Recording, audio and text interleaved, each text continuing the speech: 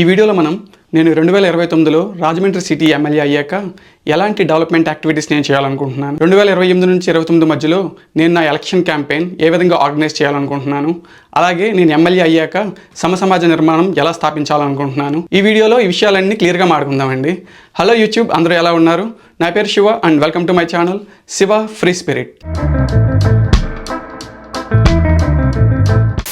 స్ట్రైట్గా పాయింట్కి వస్తే 2029 తర్వాత నేను ఎమ్మెల్యే అయ్యాక మెయిన్గా అండర్ గ్రౌండ్ నెట్వర్క్ బిల్డ్ చేయాలనుకుంటున్నానండి. దీనికి కారణం ఏంటంటే మనకి కంబాల్ చెరువు దగ్గర అలాగే నల్ల కాలువ దగ్గర ఎప్పుడు వర్షం పడినా సరే మనకి వాటర్ ఎక్కువగా నిలబడిపోతుందండి. దీంతోపాటు దీని చుట్టూ ఉండే ప్రాంతంలో ఉండే ప్రజలందరికీ వర్షం పడినప్పుడు చాలా ఇన్కన్వీనియన్స్ క్రియేట్ అవుతుందండి. నా ప్లాన్ ఏంటంటే ఈ under ground drainage network build చేసినప్పుడు దాంతోపాటు మనకుండే కరెంట్ కేబుల్స్ కానీ అలాగే ఇంటర్నెట్ మరియు కేబుల్ టీవీ కేబుల్స్ కానీ వీటిని కూడా మనం అండర్ గ్రౌండ్లో అనుసంధానం చేయొచ్చండి. ఇది చేయడం వల్ల మన నగరం ఎంతో అందంగా తయారవుతుందండి. ఈ కరెంట్ కేబుల్స్ అండర్ గ్రౌండ్లో బిల్డ్ చేయడం ఎంత సేఫ్టీ అన్నది నేను ఇంకా టెక్నికల్ రివ్యూ చూస్తున్నానండి. అట్ ప్రెజెంట్ నేను ఫుల్ టైం జాబ్ చేయడం వల్ల, సాఫ్ట్వేర్ ఇంజనీర్గా అమెరికాలో ఉండడం వల్ల నాకు ఎప్పుడైతే ఖాళీ టైం దొరుకుతుందో ఆ టైంలో నాకు కుదిరినంత వరకు నేను వీడియోలో పెట్టడానికి ప్రయత్నించి మీ ముందు ప్రజెంట్ చేస్తున్నానండి. మీ జీవితంలో ఏమవుతుందో తెలియదు కానీ నా జీవితంలో అయితే లాస్ట్ 2 years నుంచి సాఫ్ట్వేర్ ఇంజనీర్గా ఫుల్ టైం జాబ్ చేస్తా, 2 times ప్రమోషన్, నా కెరీర్లో నెక్స్ట్ స్టెప్కి ప్రోగ్రెస్ అవుతున్నానండి. నేను గతంలో ఆటోమొబైల్ ఇండస్ట్రీలో సాఫ్ట్వేర్ ఇంజనీర్గా పనిచేశానండి. అలాగే మెడికల్ డివైస్ ఇండస్ట్రీలో సర్జికల్ రోబోటిక్ డెవలప్మెంట్లో పనిచేశానండి. ప్రస్తుతం అగ్రికల్చరల్ ఇండస్ట్రీలో ఎంబెడెడ్ సాఫ్ట్వేర్ ఇంజనీర్ కింద ప్రొడక్ట్ ఓనర్ కింద పనిచేస్తున్నాను. సో నేను చేసే వీడియోస్కి కానీ యూట్యూబ్లో మరియు ఇన్స్టాగ్రామ్లో నేను పెట్టే వీడియోస్కి కానీ నాకు ఎలాంటి శాలరీ ఇవ్వరండి. ఇది నాకు దొరికే ఖాళీ టైంలో అవుట్ ఆఫ్ ఇంట్రెస్ట్ నేను చేస్తున్నా. నేను హిస్టరీ కానీ పాలిటీ వీడియోస్ చేసినప్పుడు చాలా బుక్స్ రిఫర్ చేయాల్సి ఉంటుందండి. దాంతోపాటు నా పాత నోట్స్ ఏమైతే ఉన్నాయో వాటిని రిఫర్ చేసి మీకు అర్థమయ్యే భాషలో సింపుల్గా ఎక్స్ప్లెయిన్ చేయడానికి ప్రయత్నిస్తున్నానండి. ఇక అండర్ గ్రౌండ్ నెట్వర్క్ తర్వాత నెక్స్ట్ డెవలప్మెంట్ యాక్టివిటీ అనుకునేది కమ్యూనిటీ హౌసింగ్ బిల్డ్ చేయాలండి. ఇది ఎలాగంటే ప్రతి వార్డులోని ఎవరైతే 60 ఏళ్ళు పైబడి ఉంటారో వాళ్ళందరికీ ఇంటర్నేషనల్ స్టాండర్డ్స్ లెవెల్లో హాస్పిటాలిటీ కల్పిస్తా వాళ్ళకి ఓన్ ఏసీ రూమ్, అలాగే ప్రతి పూట హెల్దీ మీల్ సప్లై ఉంటుందండి. దాంతోపాటు వాళ్ళకి ఎలాంటి హెల్త్ కాంప్లికేషన్స్ ఉన్నా free of cost medicines supply చేస్తామండి. ప్రస్తుతం మన ఇండియాలో మెట్రో సిటీస్ అయిన చెన్నై, హైదరాబాద్, బెంగళూరులో high-rise building and living community ఎలా ఉంటుందో ఆ విధంగా నేను బిల్డ్ చేయబోతున్నానండి. మీరు నా ఇన్స్టాగ్రామ్లో చూస్తే నేను ఆల్రెడీ వార్డ్ 1 నుంచి వార్డ్ 10 వరకు వార్డ్ మ్యాప్స్తో పాటు శాటిలైట్ ఇమేజింగ్ గూగుల్ మ్యాప్స్ నుంచి నేను కలెక్ట్ చేశానండి.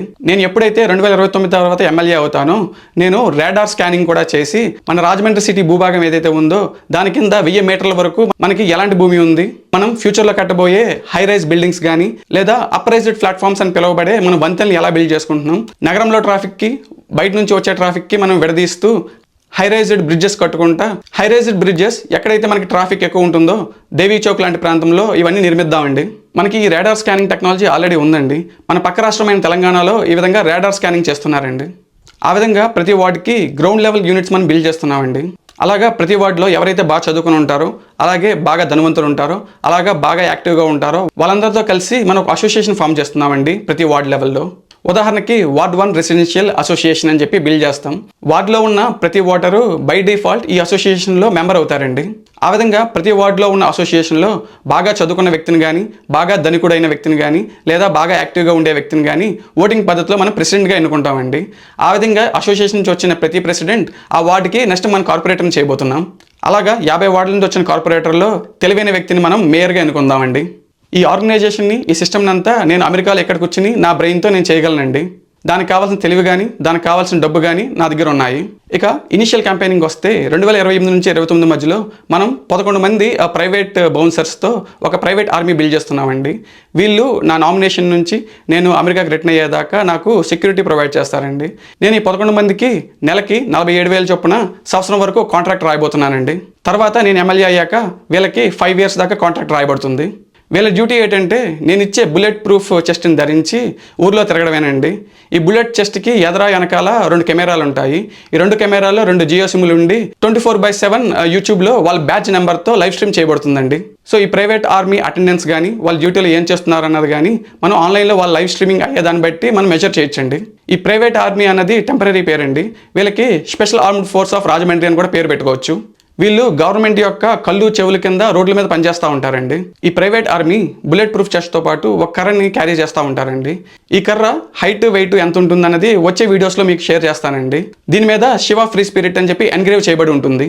దీన్ని అఫీషియల్గా ఇంకా లాంచ్ చేయలేదండి. మీకు గనక ఈ శివ ఫ్రీ స్పిరిట్ కర్ర కనుక కావాలంటే మీరు నన్ను వాట్సాప్లో కానీ ఇన్స్టాగ్రామ్లో కానీ అప్రోచ్ అవ్వండి.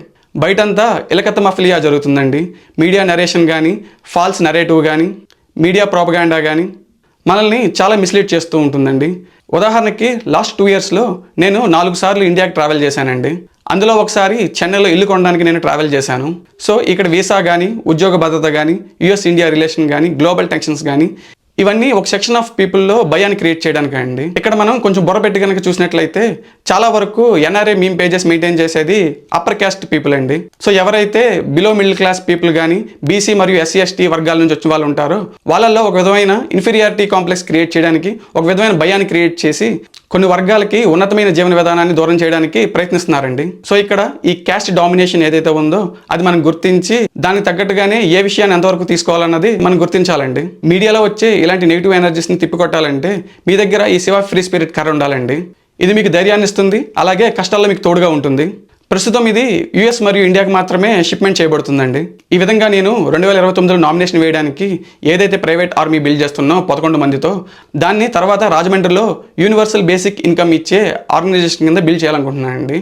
సో ఎవరైతే ఓటర్స్ ఉంటారో వాళ్ళు బై డిఫాల్ట్ ఎలాంటి అప్లికేషన్ లేకుండా, ఎలాంటి రిజర్వేషన్ లేకుండా, ఎలాంటి రికమెండేషన్ కానీ, ఎలాంటి లాబింగ్ కూడా లేకుండా బై డిఫాల్ట్ ఈ జాబ్కి మీరు ఎలిజిబుల్ అండి. మీకు ప్రతి నెల 47,000 రూపాయలు శాలరీ వచ్చే ఉద్యోగం ఇచ్చే బాధ్యత నాది. సో అలాగా 2029 తర్వాత నా రాజమండ్రి సిటీ నియోజకవర్గంలో ఎవరైతే అన్ఎంప్లాయిడ్ యూత్ ఉంటారో, ఈ పొలిటీషియన్స్ వెనకాల తిరుగుతూ ఉంటారో, అలాగే బ్లేడ్ బ్యాచ్ అని, గంజాయి బ్యాచ్ అని ఎవరైతే తిరుగుతూ ఉంటారో వాళ్ళందరికీ సస్టైనబుల్ ఎంప్లాయ్మెంట్ క్రియేట్ చేయబోతున్నానండి. నెల వాళ్ళకి 47,000 రూపాయలు శాలరీ ఇస్తా వాళ్ళు చేయాల్సిందల్లా బుల్లెట్ ప్రూఫ్ చెస్ట్ వేసుకుని యూట్యూబ్లో లైవ్ స్ట్రీమ్ చేయడమేనండి.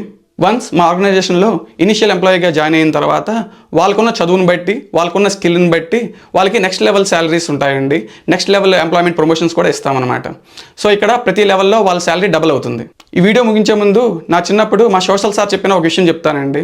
ఆయన ఏం చెప్పారంటే, మన దేశంలో ప్రజాస్వామ్యం, లౌకికవాదం, సామ్యవాదం ఉన్నాయి. బట్ ఇప్పటి వరకు ప్రజాస్వామ్యం, లౌకికవాదం సాధ్యమైనవి కానీ ఈ సామ్యవాదం మాత్రం సాధ్యం అవ్వలేదు. ఈ మాటలు ఆ రోజు ఆయన చెప్తున్నప్పుడు నేను చూసిన సమసమాజ నిర్మాణం కోసం ఎదురు చూస్తూ ఈ వీడియోని కంక్లూడ్ చేద్దామండి. ఈ వీడియోకి మరింతే వచ్చే వీడియోలో మరిన్ని విషయాలతో మళ్ళీ కలుద్దాం. Thank you so much for watching. I will see you all in the next video.